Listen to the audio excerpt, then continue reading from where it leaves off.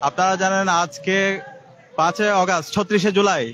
গত বছর আমরা 36শে জুলাই বাংলাদেশের আপামর ছাত্র জনতা রাস্তায় নেমে পড়েছিল এবং জালেম হাসিনা ছাত্র জনতার অভ্যুত্থানের মাধ্যমে এদেশ থেকে পালিয়ে সে ভারতে আশ্রয় নিয়েছে।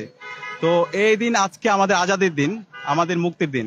তো সেই দিনটাকে সেলিব্রেট করার জন্য বাংলা ইসলামী ছাত্র শিবির ঢাকা বিশ্ববিদ্যালয় শাখা আজকে সাইকেল র্যালির আয়োজন করেছে এবং ফতে গণভবন উপলক্ষে 3 দিন ব্যাপী কর্মসূচি ঘোষণা করেছে।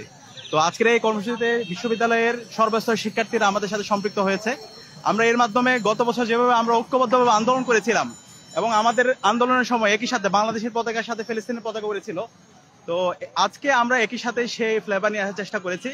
আমরা বিশ্বাস করি আমাদের আন্দোলনের মাধ্যমে, আমাদের শহীদের রক্তের মাধ্যমে আজকে আমরা বাংলাদেশের স্বাধীনতা পেয়েছি, কিন্তু এখন পর্যন্ত আমাদের ফিলিস্তিনের মজলুমরা আজাদি পায়নি।